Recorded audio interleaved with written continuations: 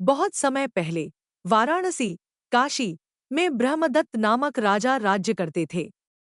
बोधिसत्व गौतम बुद्ध का पूर्व जन्म एक अमीर ब्राह्मण परिवार में पैदा हुए और बाद में सांसारिक सुखों को त्याग कर सन्यासी बन गए। उन्होंने हिमालय में आश्रम बनाया और ध्यान साधना से 8 समापत्तियां, ध्यान की उच्च अवस्थाएं प्राप्त कीं। एक बार बोधिसत्व अपने शिष्यों के साथ वर्षा ऋतु बिताने के लिए वाराणसी के राजा के उपवन, बाग में ठहरे। राजा ब्रह्मदत्त उन्हें भिक्षा देते थे।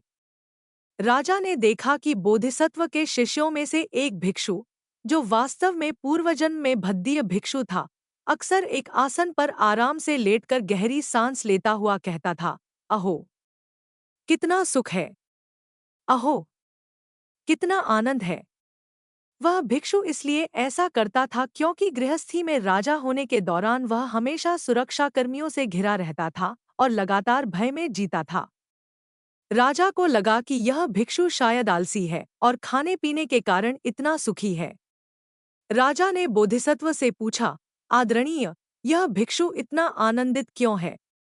लगता है इसे अच्छा भोजन मिला है। बोधिसत्व ने राजा को उत्तर दिया और बताया कि इस भिक्षु का सुख भोजन का नहीं, बल्कि निर्भयता का सुख है।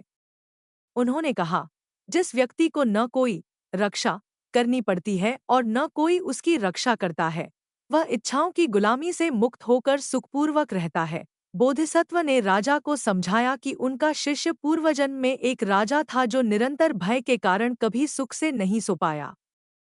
अब सन्यासी जीवन में सभी चिंताओं और डर से मुक्त होकर उसे सच्चा सुख मिला है। उपदेश, नैतिक शिक्षा। इस जातक कथा का मुख्य उपदेश यह है कि बाहरी सुख सुविधाओं से अधिक महत्वपूर्ण है आंतरिक शांति और निर्भयता। सच्चा सुख धन, पद या सुरक्षा की भीड़ में नहीं, बल्कि तृष्णा, इच्छाओं और भय से मुक्त होने में है। निर्भयता, सांसारिक लगाव और जिम्मेदारी ही भय का कारण बनती है।